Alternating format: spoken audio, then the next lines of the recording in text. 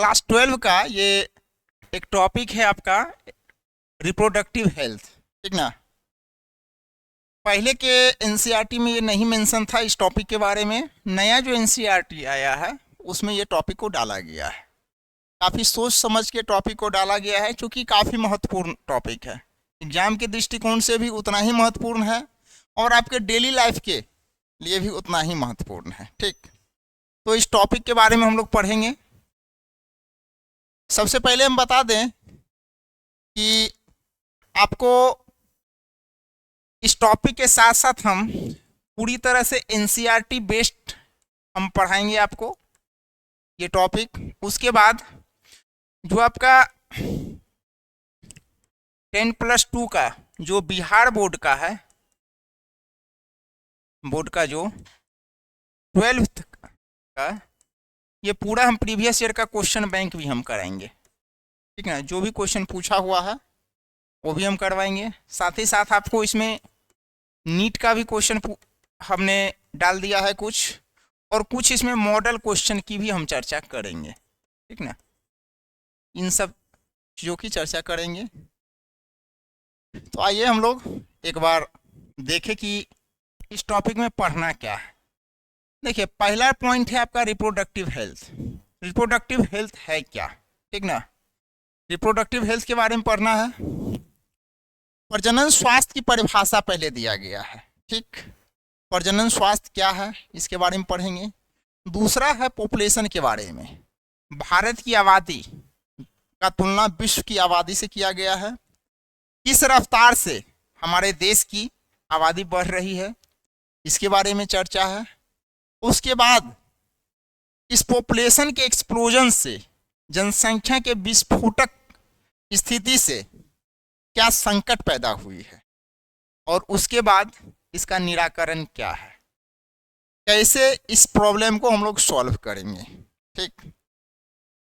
तो ये प्रॉब्लम को सॉल्व करने का बायोलॉजिकल मेथड क्या है, ठीक ना। क्या हम बायोलॉजिकल मेथड लगाएंगे ताकि पॉपुलेशन मेरा क्या है कंट्रोल में आ जाए। अब उसके लिए मेथड है कॉन्ट्रासेप्टिव मेथड। गर्भ निरोधक विधियां के बारे में चर्चा है। गर्भ निरोधक विधियां क्या है, क्या कंडोम होता है, क्या कॉपर टी होता है, क्या इंट्रायूटेराइन डिवाइस होता है, क्या वैसेक्टोमी होता है, क्या ट्यूबेक्टोमी होता है, ठीक ना। सारी चर्चा हम लोग इस टॉपिक में करेंगे। उसके बाद सेक्सुअली ट्रांसमिटेड इन्फेक्शन के बारे में हम लोग बात करेंगे। मिटेड इन्फेक्शन के बारे में हम लोग चर्चा करेंगे। यौन संचारित रोग। यौन संचारित रोग क्या है, इसके क्या क्या लक्षण होते हैं, जनरल सिम्टम्स क्या है, इसका क्या घातक परिणाम है, ये कैसे फैलता है, इसके रोकथाम के क्या उपाय हैं, कैसे HIV होता है, कैसे हर्ष होता है, कैसे गोनोरिया होता है, कैसे सिफिलिस होता है। बहुत तरह के जो रिप्रोडक्टिव ट्रैक्ट के द्वारा जो फैलने वाले बहुत सारे इन्फेक्शन है। कुछ डिजीज जैसे कि आपको ब्लड के भी थ्रू फैलता है, जैसे एड्स वगैरह ब्लड के कांटेक्ट से भी फैलता है, ठीक ना। तो सब के बारे में हम लोग चर्चा करेंगे। MTP या इसी को हम लोग एबॉर्शन कहते हैं, एबॉर्शन या गर्भपात। इसका फुल फॉर्म होता है medical termination of pregnancy. Medical termination of pregnancy. गर्भ का चिकित्सीय समापन कैसे होता है, कैसे एबॉर्शन होता है, एबॉर्शन के लिए क्या नया नियम आया है, लीगल है या लीगल नहीं है, एबॉर्शन का क्या प्रोसेस है, ठीक ना। कब यह घातक हो सकता है गर्भपात। गर्भपात क्या होता है, जानबूझ करके, ठीक ना। इंड्यूस्ड एबॉर्शन जिसे कहते हैं, इंटेंशनली गर्भ के जो कंप्लीट उसके ड्यूरेशन से पहले क्या करते हैं हम, एबॉर्ट करा देते हैं, वही क्या कहलाता है, एबॉर्शन कहलाता है। ये है गर्भ का चिकित्सीय समापन। गर्भ का चिकित्सीय समापन। अब दूसरा क्या है, एक लास्ट टॉपिक क्या है, वो ART है, जिसे हम लोग कहते हैं असिस्टेड रिप्रोडक्टिव टेक्नोलॉजी सहायक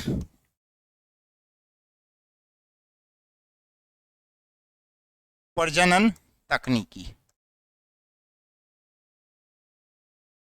देखिए इस टॉपिक में पढ़ना क्या है आपको एक समराइज में बता देते हैं। रिप्रोडक्टिव हेल्थ क्या है, पॉपुलेशन क्या है, गर्भ निरोधक विधियां क्या है, सेक्सुअली ट्रांसमिटेड इन्फेक्शन क्या है, गर्भपात क्या है। देखिए सबसे पहले पढ़ना है क्या है, पॉपुलेशन क्या है। पॉपुलेशन अगर बढ़ रहा है तो उसका उपाय क्या है, किस तरह से उसका गर्भ निरोधक विधियां हैं। अब है कि अगर गर्भ ठहर गया तो उसको कैसे टर्मिनेट करेंगे, उसको कैसे समापन करेंगे, उसके बारे में पढ़ना है। किन्हीं लोगों को समस्या है इनफर्टिलिटी की, ठीक ना, बच्चे नहीं हो पा रहे हैं, बांझपन की समस्या है। अब बांझपन को दूर करने के लिए क्या उपाय है, ठीक ना, क्या उसके लिए टेक्नोलॉजी है, क्या आईवीएफ पद्धति है, आईवीएफ वगैरह के बारे में, इन विट्रो फर्टिलाइजेशन वगैरह के बारे में, सब चीज के बारे में यही पढ़ना है, ठीक ना। आइए बारी बारी से हम लोग एक बार डिस्कस कर लें इस टॉपिक का। पहले है रिप्रोडक्टिव हेल्थ क्या है, ठीक ना, प्रजनन स्वास्थ्य क्या है। तो प्रजनन स्वास्थ्य का यहाँ पर डिफिनेशन दिया गया है कि प्रजनन स्वास्थ्य क्या है। देखिए well being in reproductive health in sense आपका फिजिकल वे में, फिजिकली क्या, फिजिकली आप कंफर्ट हैं कि नहीं, फिजिकल मतलब शारीरिक रूप से। उसके बाद कहा गया है मानसिक रूप से, मेंटली आप कितना फिट हैं, बिहेवियर व्यवहारिक, बिहेवियर व्यवहारिक की बात कहा गया है, मेंटल, और उसके साथ साथ आपका इमोशनल, इमोशनल भावनात्मक और सोशली सामाजिक, ये 4 टर्म का इस्तेमाल यहां पर किया गया है। कहा गया है कि WHO के अनुसार कहा गया है कि आप total well being in aspect of reproduction, total well being in aspect of reproduction, यानी स्वास्थ्य, प्रजनन स्वास्थ्य का अर्थ है प्रजनन के सभी पहलू, चाहे वो पहलू शारीरिक हो, रिप्रोडक्टिव ऑर्गन सही होना चाहिए, सही सलामत होना चाहिए, मेंटली आप फिट हैं, बच्चे को जन्म देने के लिए मान लिया मेंटली फिट है, सेक्सुअल इंटरकोर्स के लिए मेंटली फिट है, उसमें आपका बिहेवियर और इमोशनल दोनों साथ साथ होनी चाहिए। अब मान लीजिए गर्भपात कराना है तो इमोशनली ये नहीं होना चाहिए कि गर्भपात हम करा रहे हैं, हमारे पेट में बच्चे पल रहा है, इसे हम कैसे मार दें। अगर मान लीजिए बच्चे के लिए खतरा है या आपके लिए, माँ के लिए खतरा है, ठीक ना, तो उस स्थिति में गर्भपात कराना जरूरी है। तो वहां पर आपको क्या है, बिहेवियर और इमोशनल को दोनों को बैलेंस बना के चलना होगा। तीसरा एक है सोशली। सोशली अगर देखा जाए तो जैसे कि सामाजिक रूप से किसी का परित्याग नहीं किया जाए, मान लिया एड्स हो गया, HIV का कोई पेशेंट है, अब ये नहीं कि समाज उसे बहिष्कार कर दे, ठीक ना, तो ऐसा नहीं होना चाहिए। अगर ये सारे पहलू में अगर आप सूटेबल है, अगर आपका रिप्रोडक्शन इन, यानी आप कह सकते हैं well being in all aspect of reproduction, well being according to WHO, इसका परिभाषा है अकॉर्डिंग टू WHO, यानी विश्व स्वास्थ्य संगठन के अनुसार well being in all aspects of reproduction, well being in all aspects of reproduction, that is physically, mentally, emotionally behaviourally and socially. ठीक ना, यानी इसे हम हिंदी में लिख सकते हैं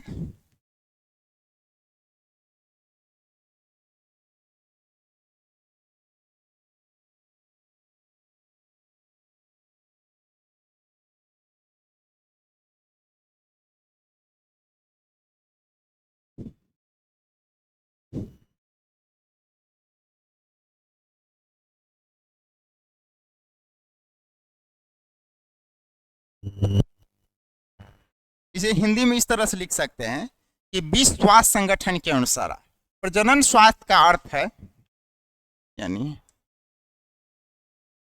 विश्व स्वास्थ्य संगठन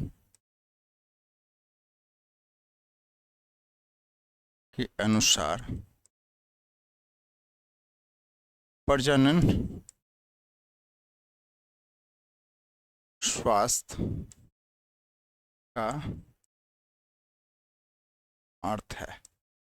अब क्या अर्थ है, तो पूरे भावनात्मक, ठीक ना, सामाजिक, इमोशनल, सारे पहलुओं पर क्या है, स्वास्थ्य में अगर पूर्ण कल्याण है, ठीक ना, पूर्ण अगर कल्याण है, तब हम कह सकते हैं क्या, यह रिप्रोडक्टिव हेल्थ है। ठीक ना, यानी स्वास्थ्य का अर्थ है प्रजनन के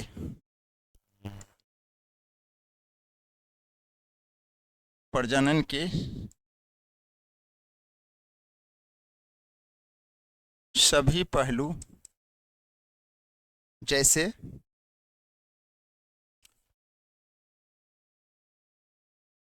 शारीरिक,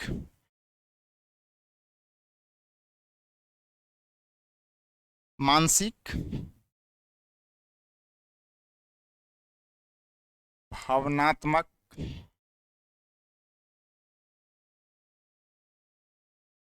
व्यवहारिक एवं सामाजिक दृष्टिकोण से पूर्ण कल्याण। यानी आप सामाजिक रूप से, व्यवहारिक रूप से, मेंटली, ठीक ना, इमोशनली अगर आप पूरी तरह से फिट हैं रिप्रोडक्टिवली, तब माना जाएगा क्या, आपका रिप्रोडक्टिव हेल्थ क्या है, बेहतर है।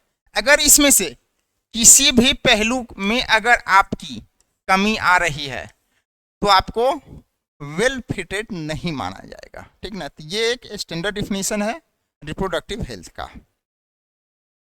आइए हम लोग अब चर्चा करें 1951 में भारत सरकार के, हमारी आज़ादी कब मिली थी, 1947 में। उसके जस्ट 4 साल के बाद भारत सरकार ने एक योजना लाया, उस योजना का नाम है परिवार नियोजन। ठीक ना, जो अभी वर्तमान में, जो अभी इस योजना का नाम है RCH, रिप्रोडक्टिव एंड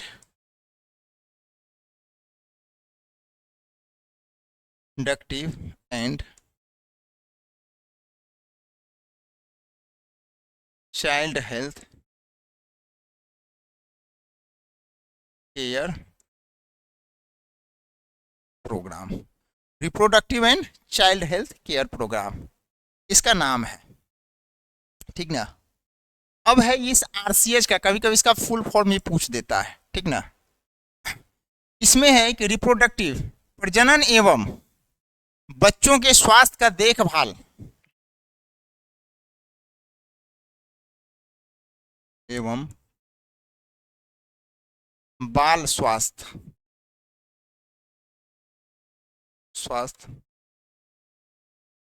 देखभाल प्रोग्राम, ये प्रोग्राम है। यानी 1951 में इस प्रोग्राम का क्या नाम था, फैमिली प्लानिंग, परिवार नियोजन। इसके बाद इस प्रोग्राम का नाम क्या हो गया आपका, RCH, reproductive and child health care program. अब क्या है कि इसके कंपेयर में RCH का थोड़ा सा वाइड व्यू रहा। ठीक ना, इसके तुलना में आरसीएच का थोड़ा सा क्षेत्र विस्तृत हो गया, एरिया विस्तृत हो गया। अब इसमें क्या है, जैसे हम लोग इसमें देखते हैं, सरकार इसमें अवेयर कराती है इस प्रोग्राम के तहत कि सेक्स ऑर्गेन क्या है, प्रजनन अंग क्या है, प्रजनन के बारे में जानकारियां हो गया। जैसे मान लीजिए किशोरावस्था में अगर किसी तरह का परिवर्तन हो रहा है, ठीक ना, knowledge of adolescence and related change अगर है तो उसके बारे में देखना है। प्रेगनेंसी क्या है, ब्रेस्ट फीडिंग क्या है, ठीक ना, कैसे हम केयर करेंगे एक प्रेग्नेंट वुमेन का, कैसे हम केयर करेंगे गर्भावस्था के बाद जो बच्चे का जन्म हो रहा है उसका, सेक्सुअली ट्रांसमिटेड डिजीज के बारे में हम लोग कैसे जानेंगे। तो सारा चीज इस प्रोग्राम में आपका क्या है, विस्तृत व्याख्या किया गया इस प्रोग्राम के तहत, ठीक ना। तो हम लोग देख लें बारी बारी से इस प्रोग्राम का पर्पस क्या, उद्देश्य क्या है, क्या सरकार का उद्देश्य था, ठीक ना, इस प्रोग्राम का नाम बदलने का। यानी 1951 में जो प्रोग्राम था उसका नाम क्या हो गया, बदल के आ गया आरसीएच। तो इसका क्या है प्रोग्राम का उद्देश्य, तो knowledge about sex and sex organ, ठीक ना, सेक्स और सेक्स ऑर्गेन के बारे में क्या है, ज्ञान।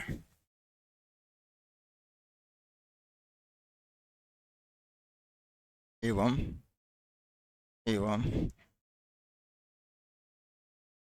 जनन अंग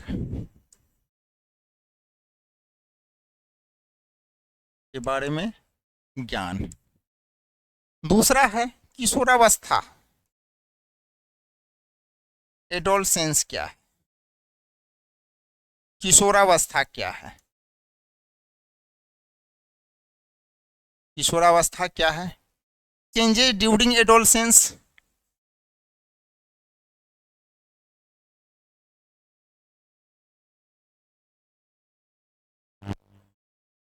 किशोरावस्था के दौरान देखते होइएगा बहुत सारे चेंज आता है, हार्मोनल चेंज आता है, पिंपल्स आना शुरू हो जाता है, ठीक ना, दाढ़ी मूछ आना शुरू हो जाता है, स्तन का विकास होना शुरू हो जाता है, आवाज़ में भारीपन मेल में आना शुरू होता है, फीमेल में क्या होता है, आवाज़ पतला होना, सुरीली होना शुरू हो जाता है।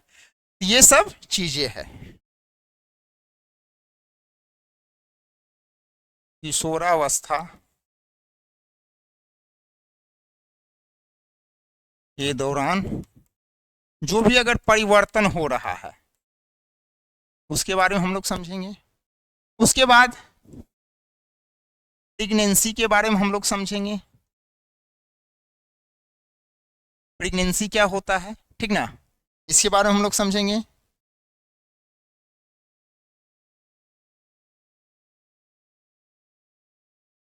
गर्भावस्था के बारे में समझेंगे हम लोग। उसके बाद इसमें बच्चे का स्तनपान कैसे कराना है, ब्रेस्ट फीडिंग कैसे कराना है, स्तनपान कैसे कराना है, ठीक ना। उसके बाद सेक्सुअली डिजीज के बारे में हम लोग समझेंगे, ठीक ना, कि और उसके बाद ब्रेस्ट फीडिंग के साथ साथ हम लोग क्या देखेंगे कि केयर ऑफ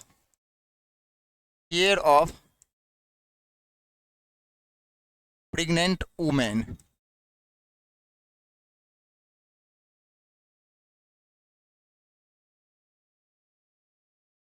गर्भवती महिला का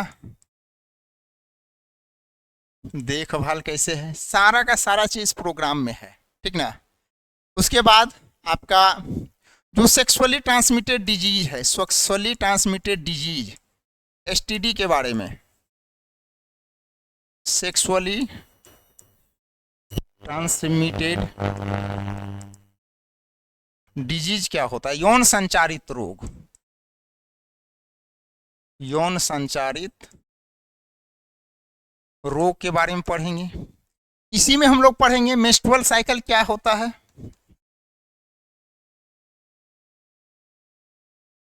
मेंस्ट्रुअल साइकिल क्या होता है, मासिक चक्र क्या है, ठीक ना। इसी में हम लोग पढ़ेंगे गर्भ निरोधक क्या है, मेडिकल टर्मिनेशन ऑफ प्रेगनेंसी अभी हमने बताया था। कॉन्ट्रासेप्टिव के बारे में इसी में हम लोग को जानकारी मिलेगा, कॉन्ट्रासेप्टिव के बारे में,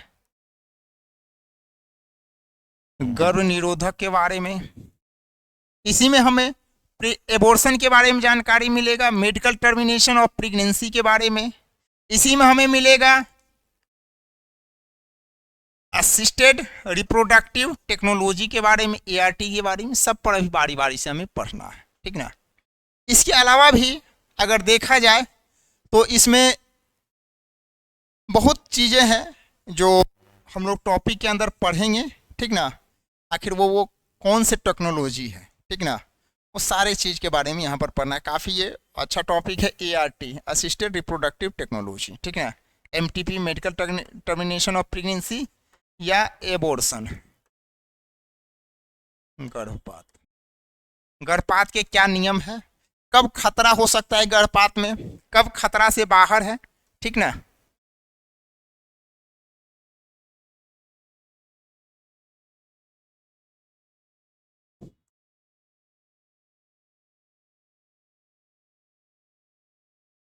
सारे चीज पे हम लोग बारी बारी से हम लोग पढ़ेंगे। ये अभी आपका क्या है, एक समझ आइए क्या इंट्रोडक्शन है। अब हम लोग धीरे धीरे टॉपिक के अंदर हम लोग चलेंगे।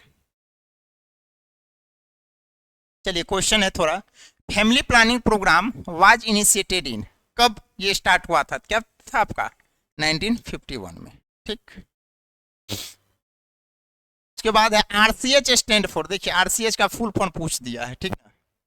RCH का क्या मतलब है, reproductive and child health care, ये प्रोग्राम है, ठीक। चलिए थोड़ा सा हम लोग कुछ और चीजें पढ़ लेंगे। एक है कि अब इस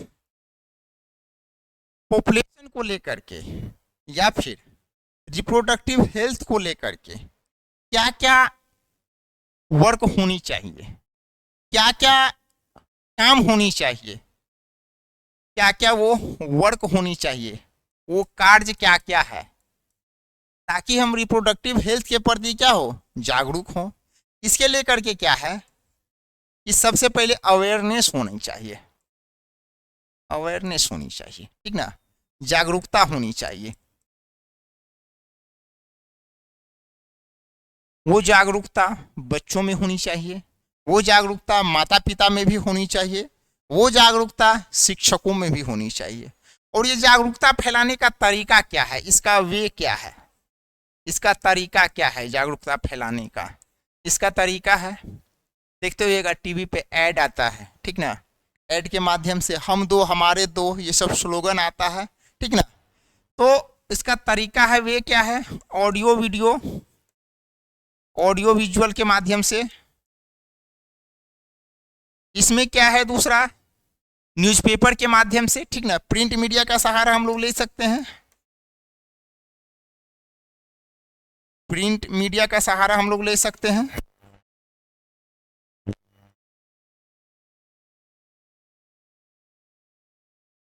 जैसे न्यूज़पेपर हम लोग देख सकते हैं, न्यूज़पेपर में ऐड दे करके किसी बीमारी के बारे में या शादी का उम्र क्या होना चाहिए इसके संबंध में, ठीक ना। उसके बाद कुछ इसमें क्या है, फैसिलिटी गवर्नमेंट के द्वारा होनी चाहिए, कुछ फैसिलिटी प्रोवाइडेड बाय गवर्नमेंट, यानी सरकारी कुछ सुविधाएं होनी चाहिए। अब ये सुविधाएं क्या होनी चाहिए, तो हॉस्पिटल होना चाहिए, ठीक ना, टीकाकरण का केंद्र होना चाहिए, ठीक। जैसे इसमें क्या है, हॉस्पिटल होनी चाहिए, हॉस्पिटल होनी चाहिए, मेडिसिन की व्यवस्था होनी चाहिए, ठीक, वैक्सीन सेंटर होनी चाहिए, वैक्सीन सेंटर होनी चाहिए, टीकाकरण केंद्र होनी चाहिए, ठीक ना। इसके अलावे अगर हम लोग बात करेंगे तो क्या है, पेरेंट और टीचर में भी क्या होनी चाहिए, अवेयरनेस होनी चाहिए, awareness among parents and teacher about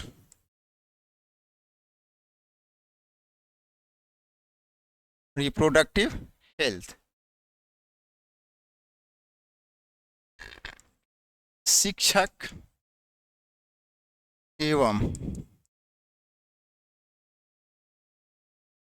माता पिता में प्रजनन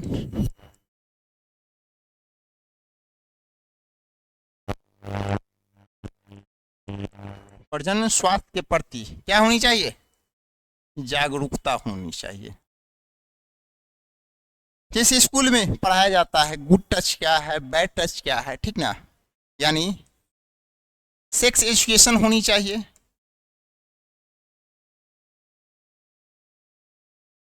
sex education in school,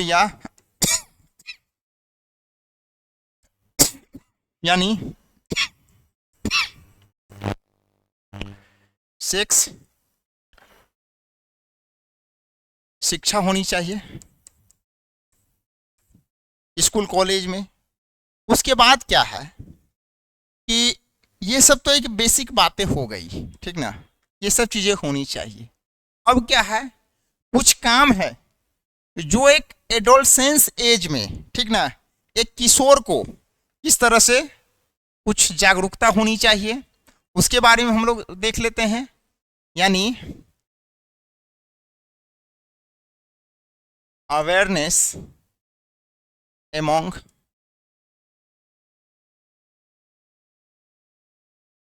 adolescent child,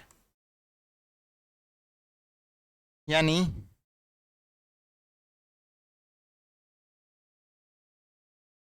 किशोर के बीच भी क्या होनी चाहिए, जागरूकता होनी चाहिए। उसे ये पता होनी चाहिए कि रिप्रोडक्टिव एज क्या है, किस समय हमें सेक्स करना चाहिए, कैसे HIV से, एड्स से बचा जा सके, ठीक ना, एडोलसेंस के समय में क्या प्रॉब्लम आती है। अगर कोई मान लीजिए अगर किशोरावस्था में ही अगर सेक्सुअल इंटरकोर्स करता है तो कैसे एक सेफली सेक्सुअल इंटरकोर्स किया जाए उसके बारे में उसे पता होनी चाहिए, ठीक ना, सेफ इंटरकोर्स यानी सुरक्षात्मक यौन संबंध,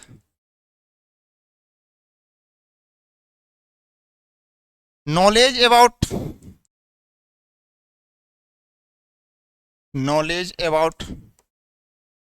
STD यानी यौन संचारित रोग की क्या जानकारी उसे होनी चाहिए। एक किशोरावस्था में क्या परिवर्तन होता है, ठीक ना, चेंजेस ड्यूरिंग, ये नहीं कि गर्ल्स को पीरियड आया गर्ल्स क्या है घबरा गई, ऐसा भी नहीं होना चाहिए। उसे पहले से जानकारी होनी चाहिए कि इस उम्र में मेंस्ट्रुअल साइकिल होने की संभावना होती है, ठीक ना, तो ये सब जानकारी होनी चाहिए। चेंजेस ड्यूरिंग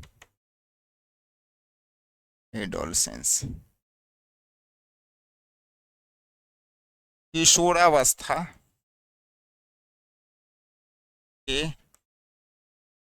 दौरान क्या क्या परिवर्तन होनी चाहिए, ठीक ना, इसके बारे में ये सब चीजें क्या है आपको एक एडोलसेंस को जानकारी होनी चाहिए। उसके बाद क्या है कुछ जानकारियां होनी चाहिए एक फर्टाइल कपल को भी, एक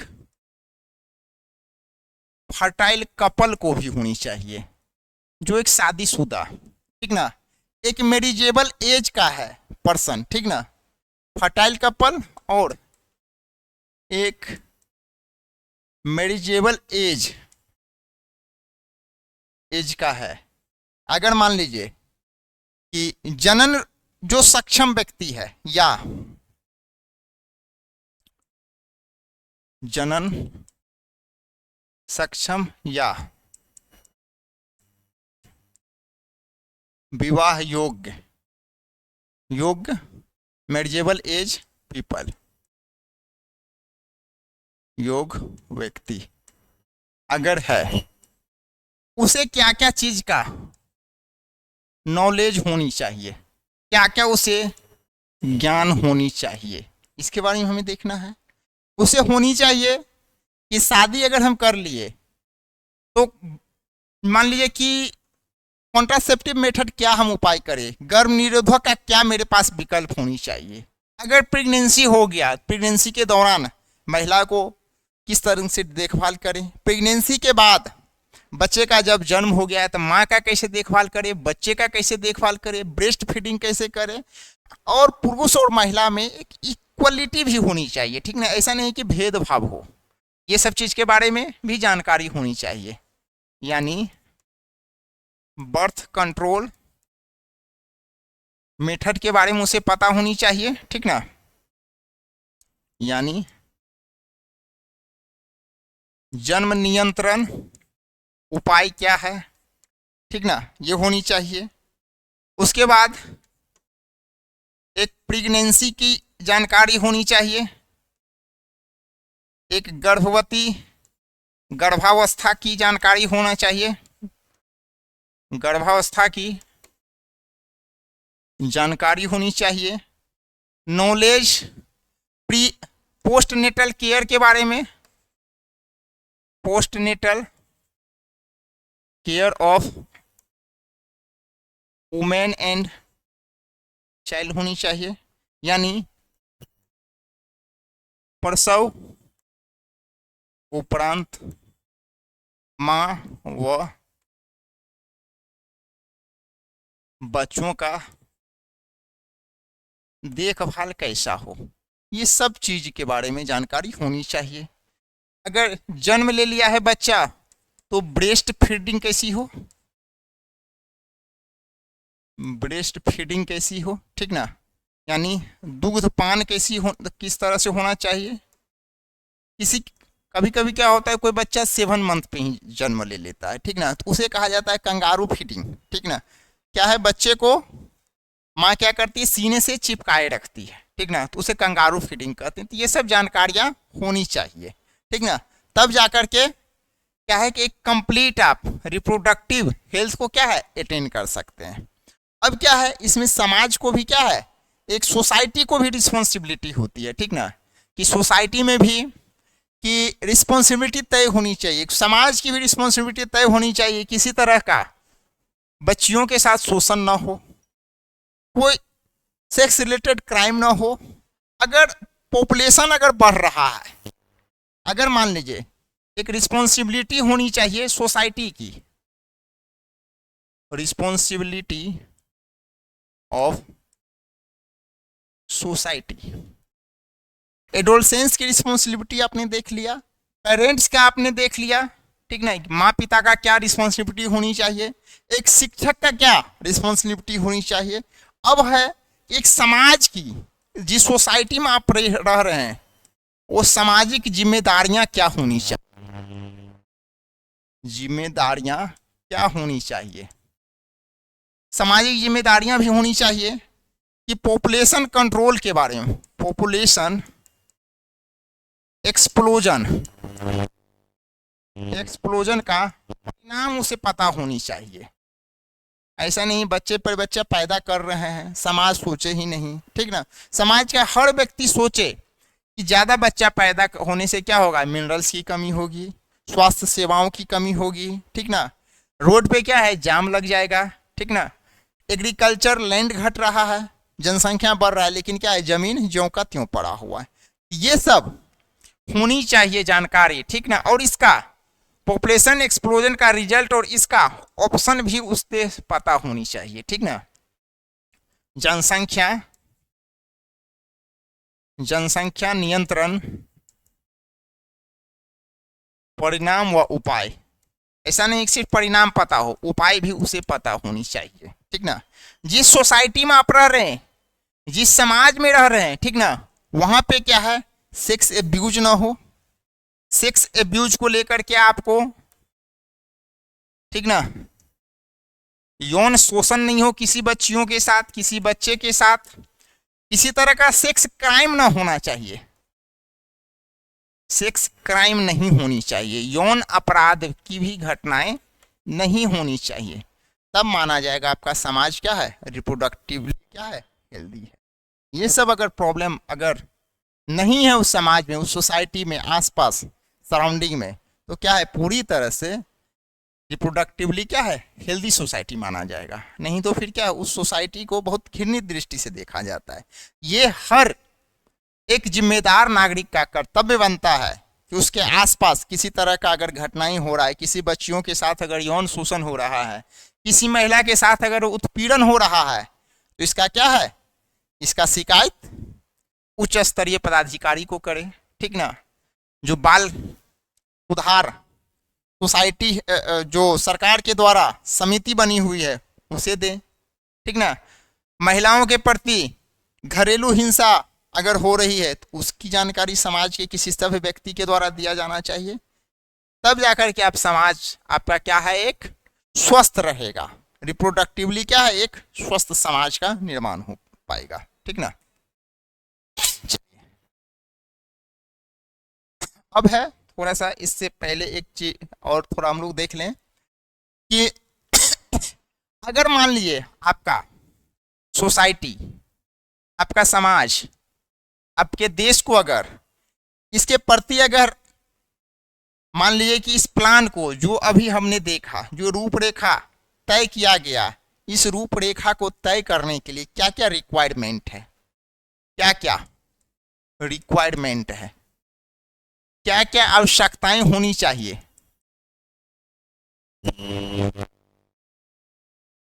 होनी चाहिए टू अटेन क्या, रिप्रोडक्टिव हेल्थ, रिप्रोडक्टिव हेल्थ। एक प्रजनन स्वास्थ्य को, प्रजनन स्वास्थ्य को पाने हेतु ये क्या है, आवश्यकताएं क्या है, आवश्यकताएं क्या है, इंफ्रास्ट्रक्चर होनी चाहिए, इंफ्रास्ट्रक्चर होनी चाहिए, एक संरचनात्मक विकास होनी चाहिए, संरचनात्मक, उसमें क्या है, हॉस्पिटल होनी चाहिए, हॉस्पिटल होनी चाहिए। आपके क्या है, समाज में एक वेल ट्रेंड क्या है, नर्स या डॉक्टर होनी चाहिए। यानी एक योग्य क्या है, डॉक्टर और नर्स होनी चाहिए, बिल्कुल क्या है, ट्रेंड होनी चाहिए। ऐसा नहीं कि एकदम झोला छाप। उसके बाद क्या है, प्रॉपर रूप से मेडिसिन की व्यवस्था होनी चाहिए, ठीक ना। उसके बाद क्या है, इम्यूनाइजेशन सेंटर होनी चाहिए,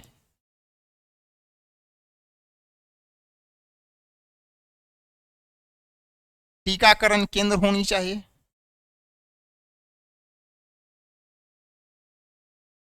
ये सब चीजें होनी चाहिए। इसके अलावा क्या है कि एक क्या है कि एक बॉडी भी होनी चाहिए जो क्या है, रोके, सेक्स डिटर्मिनेशन नहीं हो सके, ठीक ना। बैन होनी चाहिए, स्टेचुअरी एक कमिटी होनी चाहिए।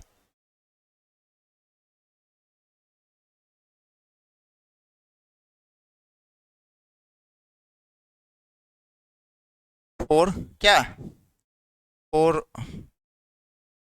बैन ऑन सेक्स डिटर्मिनेशन,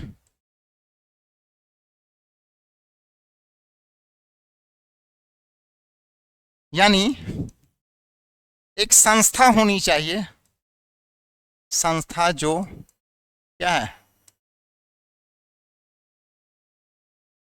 लिंग निर्धारण पर क्या है, अंकुश लगाए।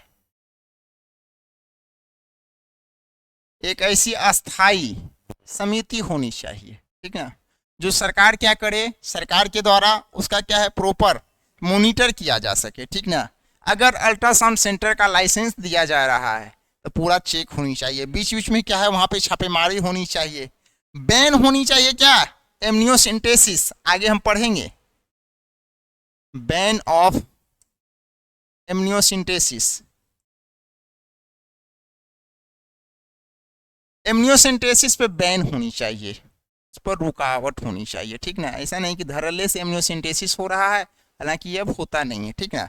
एमनियोसेंटेसिस क्या होता था कि किसी तरह का जेनेटिकल अगर प्रॉब्लम है, ठीक ना, तो उसके लिए क्या है, सरकार के द्वारा डॉक्टर की एक सरकार या फिर प्राइवेट संस्थान में भी क्या होती थी, एक डॉक्टर की टीम क्या करती है, एमनियोटिक फ्लूइड को निकाल करके और फिर क्या है उसका क्रोमोजोम को स्टडी किया जाता है, कैरियोटाइपिक स्टडी होता है, और उस स्टडी के द्वारा देखा जाता है कि बच्चों में किसी तरह का कोई बीमारी तो नहीं है, ठीक ना। लेकिन क्या है, अब इसका इस्तेमाल होने लगा है सेक्स डिटर्मिनेशन में भी होने लगा, जिसके बाद क्या हो गया, इस चीज को बैन कर दिया गया, ठीक ना।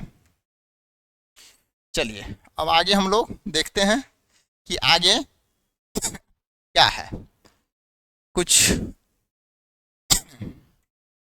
क्वेश्चन है क्या, एमनियोन के बारे में है, एमनियोटिक फ्लूइड के बारे में। अभी हमने आपको बताया कि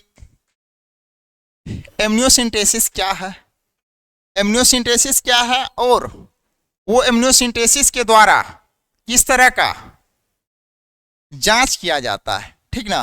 तो सबसे पहले हम जानेंगे, तो जो बच्चा जो ये गर्भ में जो खिड़ा हुआ है, यही क्या कहलाता है, जो झिल्ली है, जो मेम्ब्रेन है, यही मेम्ब्रेन क्या कहलाता है, एमनियोन, क्या कहलाता है, ये एमनियोन। यानी आप कह सकते हैं मेम्ब्रेन, मेम्ब्रेन सराउंड द क्या, एम्ब्रायो।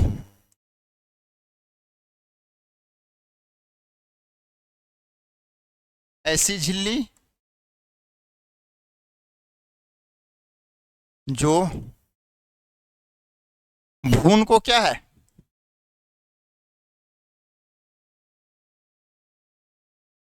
चारों तरफ से घेरे रहती है। इस झिल्ली के अंदर क्या है, एक ये भ्रूण है आपका, ये बच्चा है। अब यहाँ पे क्या है, यहाँ पे लिक्विड रहता है, ठीक ना। ये लिक्विड में अंदर क्या है, बच्चा पूरा तरह से तैरते रहता है, जिसे हम लोग क्या कहते हैं, एमनियोटिक फ्लूइड कहते हैं। ये हल्का सा ये लोइस कलर का होता है, जो बच्चा को क्या करता है, जो फीटस को क्या करता है, इंजुरी से क्या करता है, बचाता है। यानी आप एमनियोटिक फ्लूइड के बारे में कह सकते हैं amnion filled by A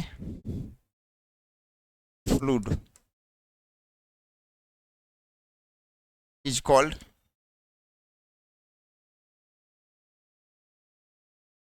amniotic fluid।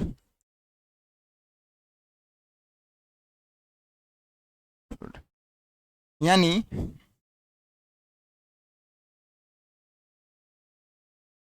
Amnion के अंदर का जो तरल पदार्थ है, जो तरल पदार्थ है वही क्या है, आपको एमनियोटिक फ्लूइड है, ठीक है। वो क्या है, एमनियोटिक द्रव्य है, ठीक ना। ये क्या होता है आपका, येलो कलर का होता है जो एमनियोटिक फ्लूइड जो है, ये एमनियोटिक फ्लूइड क्या होता है, इसका अगर कैरेक्टरिस्टिक देखा जाए, इसका अगर कैरेक्टरिस्टिक देखा जाए, इसके अगर अभिलाक्षणिक गुण अगर देखा जाए, ये क्या है, हल्का सा क्लियर साफ और पेल येलो कलर होता है, साफ होता है, हल्का पीला, हल्का पीला रंग का क्या होता है, यह द्रव है। पेल येलो कलर क्या है, फ्लूइड है ये। इसका काम क्या है, प्रोटेक्ट एम्ब्रियो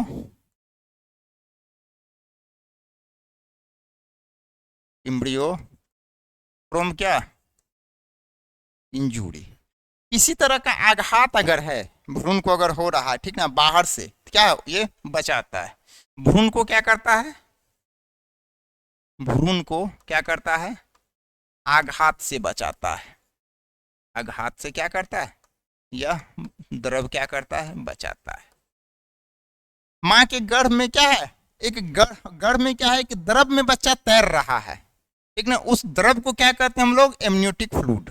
वो एमनियोटिक फ्लूइड क्या होता है, हल्का सा पीला रंग का एक तरल पदार्थ है जो क्या करता है, बच्चे को किसी तरह का जड़ का अगर है, मान लीजिए माँ अगर चल रही है, ठीक ना, या फिर सीढ़ी चढ़ना उतरना हो रहा है, या गाड़ी में जा रही है, क्या होता है, जड़ को होता है, ठीक ना। एक झटका सा लगता है, उस झटके से क्या करता है, इस बच्चे को बचाना है उस झटका से। तो बचाने का काम कौन करेगा, यही तरल द्रव करता है, ठीक ना। जो लिक्विड है वही क्या करता है, उसी लिक्विड में क्या होता है, बच्चा उछलते रहता है और बच्चा क्या है, प्रोटेक्टेड रहता है, ठीक। अब हम लोग बात करते हैं, एक प्रोसेस है जिसे हम लोग कहते हैं एमनियोसेंटेसिस। इस प्रक्रिया का क्या नाम है, एमनियोसेंटेसिस।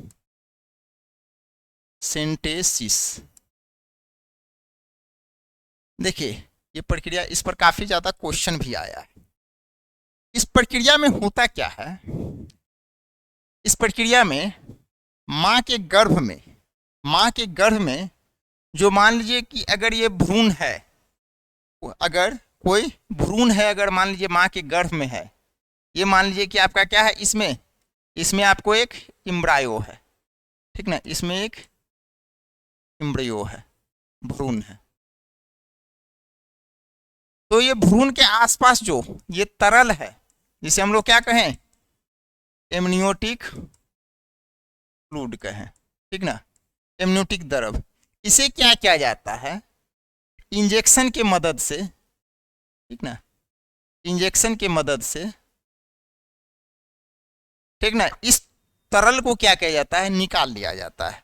और निकाल करके, और उस तरल का क्या किया जाता है, अब देखिए चूंकि बच्चा यहाँ है, तो बच्चे के साथ साथ क्या है, बच्चे के भी कुछ सेल इस द्रव में आ जाएंगे। बच्चे के क्या है, बॉडी का कुछ एक्सक्रीटिव पार्ट्स आ जाएगा, कुछ उसके द्वारा उत्सर्जित पदार्थ आ जाएंगे, ठीक ना। इस द्रव में जो है, इस द्रव में सेल होगा, सेल ऑफ एम्ब्रायो होगा, कुछ केमिकल होगा, ठीक ना। इसी का हम लोग क्या करते हैं, एनालिसिस करते हैं। इसी का क्या किया जाता है, विश्लेषण किया जाता है, ठीक ना। और विश्लेषण के आधार पर देखा जाता है कि बच्चे को किसी तरह का जेनेटिकल बीमारी तो नहीं है, ठीक ना, बच्चे में क्लिनफिल्टर सिंड्रोम तो नहीं है, बच्चे में टर्नर सिंड्रोम तो नहीं है, बच्चे में पटाओ सिंड्रोम तो नहीं, या क्लेफ्ट सिंड्रोम जिसे हम लोग कहते हैं, ठीक ना। ये सब देखा जाता है। मान लीजिए अगर क्रोमोजोम XXY है, तो क्या समझेंगे, क्लिनफिल्टर सिंड्रोम है। मान लीजिए अगर X गायब है, तो क्या समझेंगे, टर्नर सिंड्रोम है। हीमोफीलिया के बारे में, ठीक, अगर आपको जानकारी करना है तो एमनियोसेंटेसिस सहारा है। थैलेसीमिया के बारे में, सिकल सेल एनीमिया है, एडवार्ड सिंड्रोम है, तरह तरह के जो एक जेनेटिकल प्रॉब्लम है उसके बारे में जानकारी लेना है, क्या है, आपको एमनियोसेंटेसिस का सहारा लेना पड़ेगा। कह सकते हैं हम यहां पर प्रोसीडर बाय विच मतलब क्या, take out a small sample of amniotic fluid.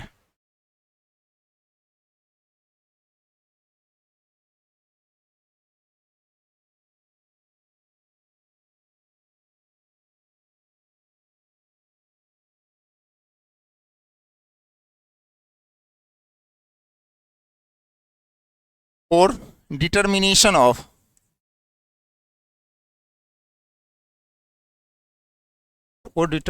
Of genetical defect,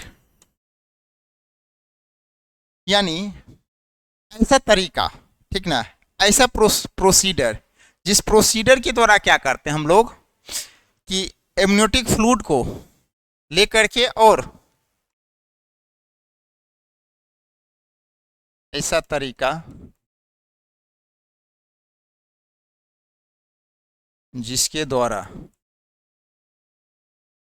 amniotic द्रव को निकालकर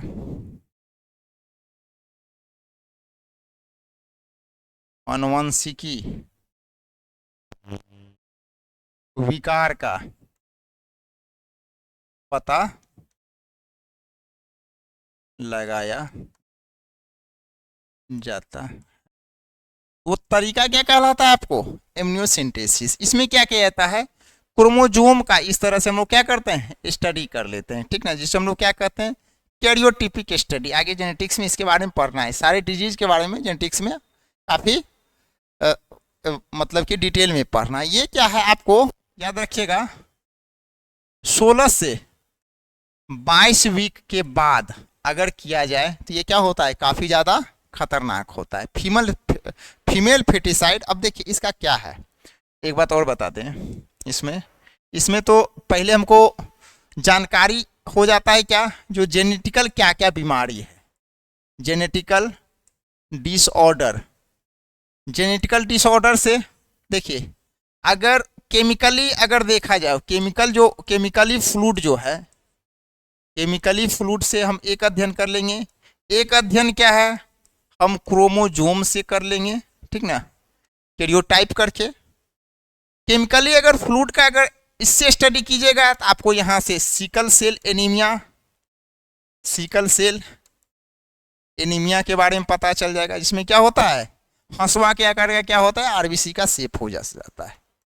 थैलेसीमिया के बारे में, जिसमें क्या होता है आपको हीमोग्लोबिन नहीं बन पाता है, ठीक ना, थैलेसीमिया हो गया।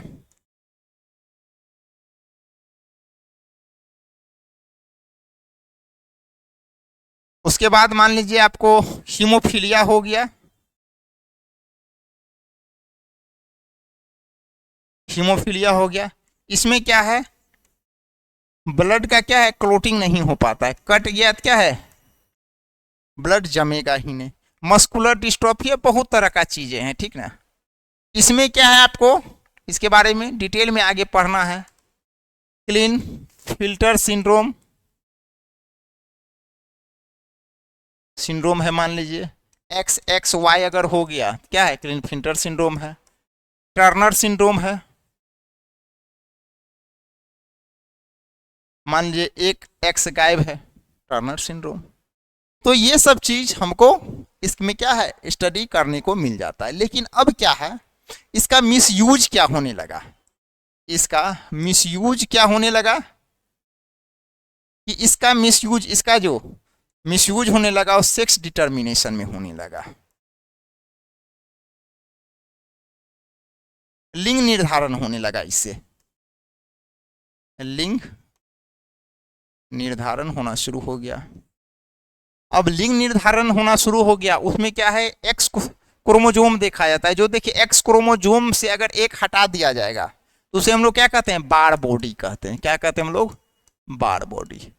बार बॉडी से पता चल जाता था क्या, लड़का है कि लड़की है। मान लीजिए अगर XY है, जो क्या है, लड़का का होता है, ठीक ना, इससे आपको यहाँ पर क्या है, बार बॉडी आपका क्या आ जाएगा, X-1 जीरो आ जाएगा, समझा जाएगा क्या, बार बॉडी अगर जीरो है समझा जाएगा लड़का है।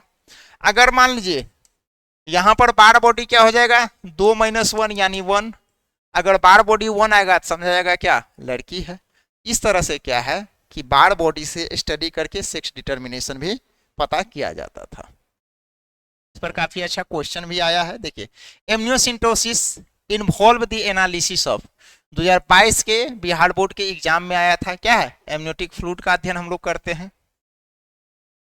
यहां से क्वेश्चन देखिए, एक है कोरियोनिक विलस सैंपल होता है, ठीक ना। इसमें क्या होता है, जो कोरियोनिक विलाई का जो टिश्यू है, यहां हमने क्या किया था, लिक्विड लिया था, ठीक ना, यहां हमने लिक्विड लिया था। लेकिन कोरियोनिक विलस सैंपलिंग में हम लोग क्या करते हैं, टिश्यू लेते हैं, ठीक ना। जो कोरियोनिक विलाई का जो टिश्यू है, इसको हम लोग क्या करते हैं, कलेक्ट करते हैं,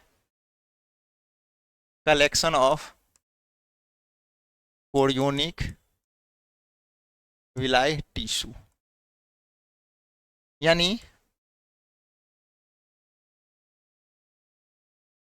कोरियोनिक विलाय अभी आपने बताया था हमने, क्या है, जो मेम्ब्रेन आपका क्या है, पूरा जो गर्भ के चारों तरफ घिरा रहता है। कोरियोनिक विलाय उत्तक का संग्रहण करते हैं और इसको फिर क्या है, लैब में ले जा करके और स्टडी किया जाता है, ठीक ना। इससे भी क्या है, आपको जो आमतौर बच्चे का जो स्टडी करके और जो जेनेटिकल डिसऑर्डर है, जो जेनेटिकली डिसऑर्डर है, उसके बारे में क्या किया जाता है, पता लगाया जाता है, फाइंड आउट, यानी अनुवांशिकी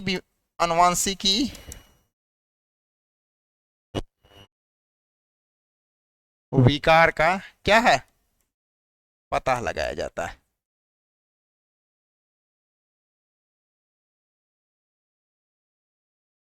तो ये भी प्रोसेस है, ठीक ना, जो क्या है, जनरली गर्भावस्था के जो 10th से 13वां जो सप्ताह है, इसी में ये किया जाता है, ठीक ना, यानी during the pregnancy 10th to 13th week during the pregnancy, ठीक ना, इस समय इसका लेकर के टिश्यू का हम लोग पता करते हैं। देखिए इस तरह से होता है, फ्लूइड को लिया जाता है और लेकर के डॉक्टर क्या करता है, सिरिंज से इस फ्लूइड के द्वारा टिश्यू को लेकर के और फिर क्या कहता है, अध्ययन किया जाता है। तो ये और थोड़ा सा स्टैंडर्ड थोड़ा सा वे है, ठीक।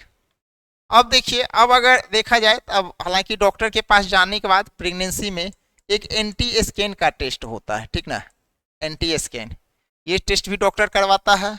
उसके बाद देखिएगा एक क्वाड्रपल टेस्ट होता है, क्वाड्रपल टेस्ट होता है, ठीक ना, ये टेस्ट आजकल डॉक्टर करवाता है और ये सब टेस्ट करवा करके डॉक्टर देख लेता है किसी तरह का इसमें जेनेटिकल डिसऑर्डर तो नहीं है। ये सब टेस्ट जनरली आपको करवाया जाता है डॉक्टर के द्वारा, ये सब काफ़ी इंपॉर्टेंट टेस्ट होता है। अभी यही सब टेस्ट ज़्यादा चलता है, यही दोनों टेस्ट ज़्यादा चल रहा है। क्वेश्चन है, कह रहा है foetal disorder can be diagnosed by chorionic villi sampling, ये एम्स में पूछा हुआ क्वेश्चन है। सही बात है, जो गर्भावस्था में जो भ्रूण का विकार है उसका अध्ययन किया जाता है, ठीक ना, इससे डायग्नोसिस किया जाता है, विकार के बारे में पता किया जाता है। Karyotypic can be done for mitotically dividing cell of chorionic, karyotypic अभी हमने क्या बताया, जो अरेंजमेंट किया जाता है क्रोमोजोम का, ठीक ना, वो अरेंजमेंट करके और देखा जाता है कि इस तरह का क्रोमोजोम में कोई ट्राइजोमी का कंडीशन तो नहीं है, ठीक ना, कहीं से क्या है, क्रोमोजोम गायब तो नहीं है, किसी तरह का क्रोमोजोम में कोई प्रॉब्लम तो नहीं है, और उसका अध्ययन किया जाता है। तो यहाँ पर क्या है, आपका कथन और कारण दोनों क्या है, सही है, और कारण क्या करता है, आपका कथन का सही व्याख्या कर रहा है। अब देखिए हम लोग बात करते हैं पॉपुलेशन की। तो जनसंख्या विस्फोट हुई करीब 1900 में, पूरे वर्ल्ड का पॉपुलेशन 2 बिलियन था, ठीक ना, 2 अरब के आसपास था। उसके बाद देखिए कई हजारों साल पूर्णे में पूरे विश्व की जनसंख्या 2 बिलियन आ रही है, कई लाख वर्ष के बाद, और जस्ट 100 ईयर के बाद देखिए कितना 6 बिलियन हो रहा है, 6 अरब हो रहा है, और 2011 में क्या है 7.2 बिलियन हो गया। हमारे देश का अगर इंडिया की बात किया जाए तो 1947 में कितना है, 350 मिलियन है।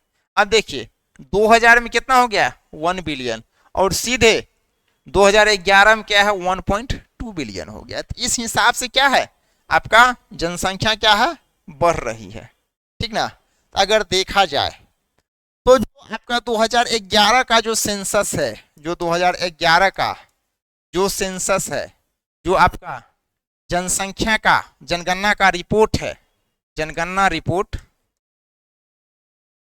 जनगणना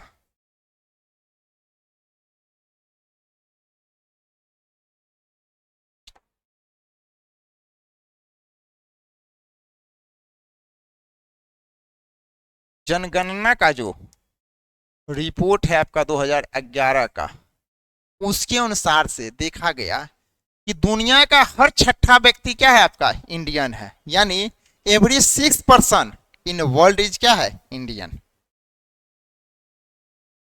every 6th person in the world is क्या है, इंडियन है। यानी आप समझ सकते हैं दुनिया का हर छठा व्यक्ति क्या है आपका, भारतीय है। अभी चाइना है आगे, अगर सही अगर डाटा आए तो आपका क्या है, भारत पूरी दुनिया को पीछा छोड़ देगा। अगर रेट देखा जाए, जो जनसंख्या का, जो पॉपुलेशन का जो रेट है, किस रेट से आपका, रेट ऑफ पॉपुलेशन ग्रोथ,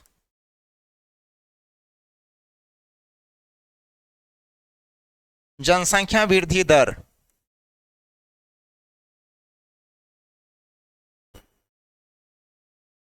जनसंख्या वृद्धि दर को अगर देखा जाए तो यह लगभग क्या है आपका 1.7% है। यानी पर 1000 पर्सन पर हर ईयर क्या है, 17 लोग पर 1000 पर्सन पर क्या है, बढ़ रहा है हर साल। अब आप समझ सकते हैं कि आपका क्या है, किस रफ्तार से आपका देश का जनसंख्या क्या है, बढ़ रहा है। तो हर छठा व्यक्ति क्या है आपका दुनिया का, इंडियन है, समझ जाइए, ठीक ना। तो ये अभी कंडीशन है। अब क्या है, जब तक इस पर कोई उपाय नहीं किया जाएगा तो फिर क्या है, जनसंख्या का क्या है कि विस्फोट हो जाएगा, ठीक ना। लोग दाने दाने को तरसेंगे, जमीन मकान का अभाव हो जाएगा, रोड पर पता चलेगा गाड़ी लगा है, जाम लगा हुआ है, ठीक ना, देख ही रहे होंगे स्थिति। ये सारे समस्या से निपटने के लिए अब क्या है, दिमाग सरकार ने लगाया कि बाय फोर्स नहीं कर सकते हैं, लोग पर दबाव नहीं डाल सकते हैं, तो चलो भाई इसे शिक्षित कर दें, ठीक ना। शिक्षित करके कुछ गर्भ निरोधक उपाय के बारे में बता करके, छोटा फैमिली है तो उसे प्रोत्साहित करके, ठीक ना, उसके लिए कुछ विशेष सुविधा ला करके हम क्या करें, प्रोत्साहन करें। अब देखिए इसका धीरे धीरे असर हो रहा है। अब क्या है, पहले एक एक दर्जन बच्चे होते थे किसी किसी परिवार में, देखते होइएगा पहले के समय में। अब क्या है, 2-3 बच्चे, 4 बच्चे, 5 बच्चे काफी है। अब तो 2 पे आके लोग सिमट गया, 2-3 पे, ठीक ना। आप लोग का जो जनरेशन होगा धीरे धीरे 1 पे आके सिमट जाएगा। कम ही बच्चा होनी चाहिए, लेकिन क्या है, उसे ढंग से पढ़ाना है, लिखाना है, शिक्षा देना है, स्वास्थ्य बेहतर देना चाहे। ऐसा नहीं है कि अब 1 दर्जन पैदा कर लिए तो एक को दर्जी बना दिए, एक को गैरेज में काम करवा दिए, ठीक ना, एक को खांसी काटने वाला दुकान खोल दिए, ऐसा भी नहीं होनी चाहिए, ठीक ना। कम ही रहे बच्चे, लेकिन शिक्षित होना चाहिए, उसे ढंग से पढ़ाना है, ठीक ना। नहीं कि अब एकदम इंडिया का टीम बनाना शुरू कर दे। तो आप लोग को पढ़ाने का मकसद यही है। भविष्य में सारे लोग शादी विवाह करेंगे, बाल बच्चे होंगे, तो क्या है, इस चीज को लेकर के थोड़ा सा ध्यान देना है, ठीक ना। अब आइए हम देखते हैं ये जनसंख्या का जो वृद्धि हो रहा है, इसके पीछे का रीजन क्या है, आखिर क्या है जनसंख्या विस्फोट का कारण। देखिए अब हुआ क्या है, पहले जो ज्यादा डेथ होता था, अब नहीं है। पहले क्या होता था, आपको सुने होइएगा पुराने लोग से, ठीक ना, पहले प्लेग वगैरह आता था, हैजा वगैरह होता था, गांव का गांव खत्म हो जाता था, ठीक ना। अकाल पड़ता था, लाखों लोग मरता था। अब क्या है, स्वास्थ्य सेवाएं बेहतर होना शुरू हो गया है, ठीक ना। अब क्या है, आपका भारत में जो जनन क्षमता वाले लोग हैं वो क्या है, बढ़ गए हैं। जो बच्चे पहले ज्यादा मरते थे, जन्म के बाद ही इन्फेंट मोर्टेलिटी रेट काफी ज्यादा था, ठीक ना, शिशु मृत्यु दर काफी ज्यादा था। प्रसव पीड़ा के समय ही माँ का मृत्यु हो जाता था, ठीक ना, मातृ मृत्यु दर भी ज्यादा था। ये सब क्या है, अब कम गया है, जिसकी वजह से क्या है कि जनसंख्या वृद्धि ज्यादा हो गया है, शिक्षा का अभाव है। तो देखा जाए तो ओवरऑल क्या है, ओवरऑल जो डेथ रेट है वो क्या है, डिक्रीज हुआ है। क्या है, डिक्रीज हुआ है। यानी मृत्यु दर में क्या है, कमी आया है। और ये मृत्यु दर क्या है, मैटरनल मोर्टेलिटी रेट, और दूसरा क्या है आपका, इन्फेंट मोर्टेलिटी रेट।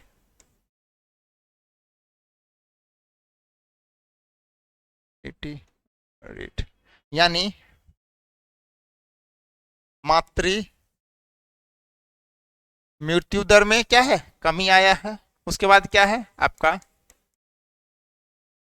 शिशु मृत्यु दर में कमी आया है, ठीक ना। उसके बाद देखा जाए तो आपका अगर भारत का स्थिति देखा जाए, इंडिया में, भारत में number of reproducible age person क्या है, ज्यादा है, मैक्सिमम है। यानी भारत में क्या है, जनन योग या जनन क्षम व्यक्ति की संख्या क्या है, व्यक्ति की संख्या क्या है आपका, ज्यादा है। ये भी एक कारण है। इसके अलावा भी कुछ कारण है, ठीक ना, जैसे शिक्षा हो गया, ठीक ना, ये सब चीजें हैं। आइए हम थोड़ा सा देख लें, कुछ क्वेश्चन है इस पे बेस्ड, कुछ क्वेश्चन है। Cause of increase population growth in India, आप देखिए क्या है कारण, increase in birth rate, decrease in death rate, सही बात है, बर्थ रेट क्या हो रहा है, बढ़ गया है, डेथ रेट कमा है, मृत्यु दर, लैक ऑफ एजुकेशन, शिक्षा की कमी है, यानी ऑल ऑफ दीज। आंसर क्या हो जाएगा आपका, ऑल ऑफ दीज। दूसरा क्वेश्चन है, which of the following are the reason of population explosion, क्या पॉपुलेशन एक्सप्लोजन का रीजन है, कह रहा है इंक्रीज्ड हेल्थ फैसिलिटी, सही बात है। Rapid increase in maternal mortality rate, नहीं, रैपिड इंक्रीज होता है, मैटरनल मोर्टिलिटी होता है क्या होता है, कम जाता है। इन्फेंट मोर्टिलिटी रेट बढ़ा है, ऐसा भी नहीं है। Rapid decrease in maternal mortality rate, सही बात है। Decrease in number of reaching reproducible age, ये घटा नहीं है, ये क्या है, बढ़ा है। यानी क्या आपका फर्स्ट और फोर्थ क्या है, दोनों सही है, फर्स्ट और फोर्थ, आंसर हो जाएगा ए, ठीक। करे पॉपुलेशन एक्सप्लोजन रिजल्ट्स इन, क्या पॉपुलेशन एक्सप्लोजन का क्या परिणाम है, परिणाम क्या है, रिडक्शन इन इनकम, सही बात है, आमदनी में कमी हो रहा है। रिडक्शन इन लैंड, जमीन क्या हो रहा है, कम रहा है। रिडक्शन इन मिनरल्स, खनिज में कमी हो रहा है, यानी ऑल ऑफ दीज, सारा का सारा क्या है आपका सही है, सभी। ये आपका बोर्ड का, बिहार बोर्ड का 2017 का क्वेश्चन है, अच्छा हुआ। करें number of death during a limited time period and place for a particular population in known age, एक किसी खास निश्चित समय अवधि में और स्थान, किसी निश्चित समय अवधि और स्थान के दौरान क्या है जो डेथ होता है उसे हम लोग क्या कहते हैं, मृत्यु दर, काफी आसान है, ठीक है। ये भी 2019 के बिहार बोर्ड के एग्जाम में पूछा हुआ है।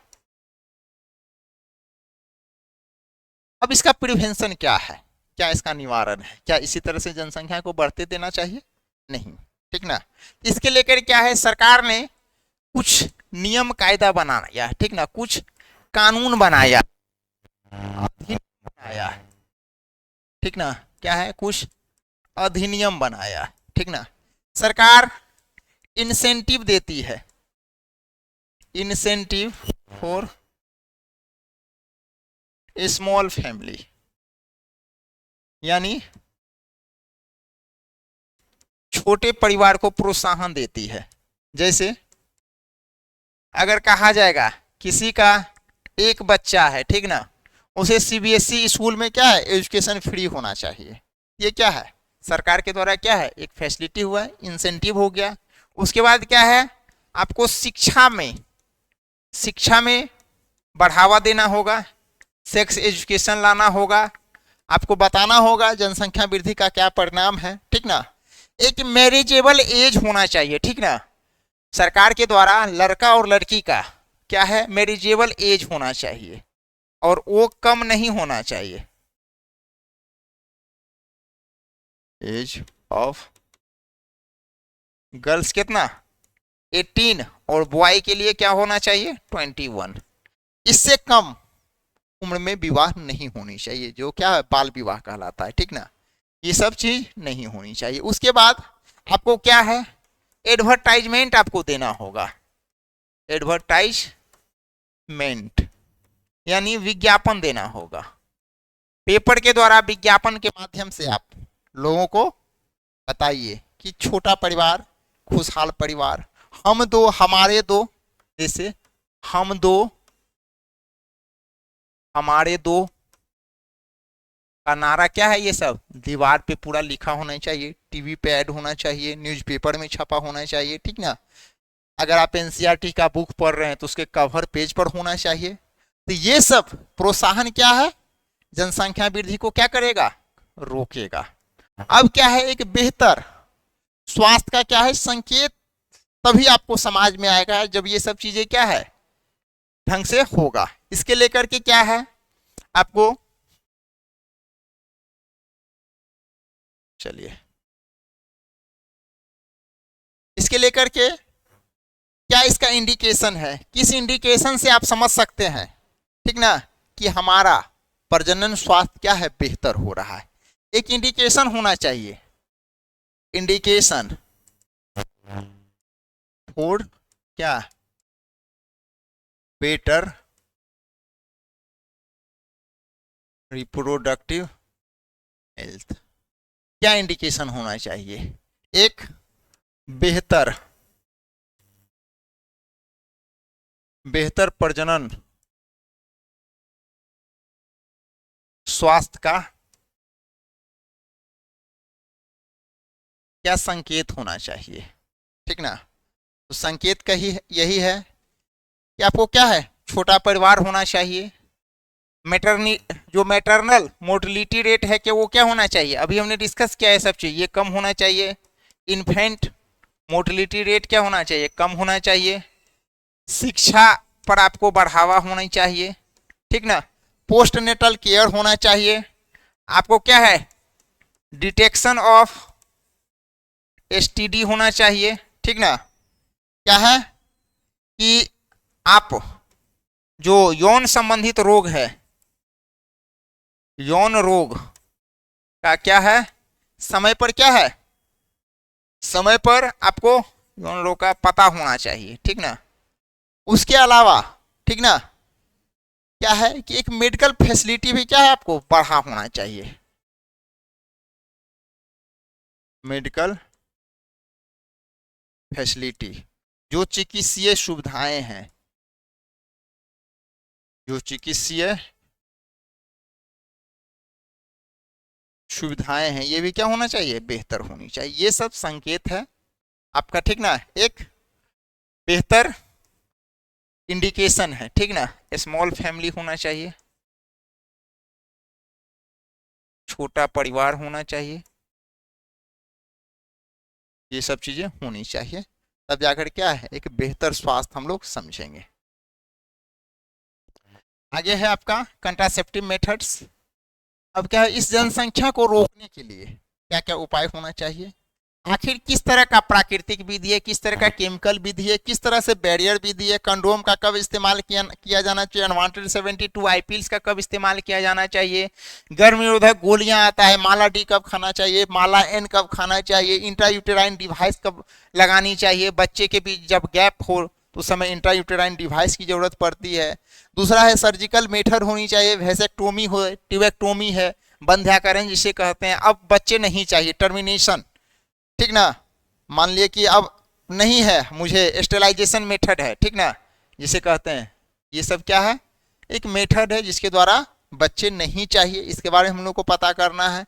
बच्चा अगर ठहर गया तब कौन सा उपाय करना है, नहीं हो रहा है तब कौन सा उपाय करना है, सारे प्रोसेस, सारे विधि के बारे में हम लोग अब नेक्स्ट क्लास में सीखेंगे। चलिए ठीक है, तब तक धन्यवाद आप लोगों को।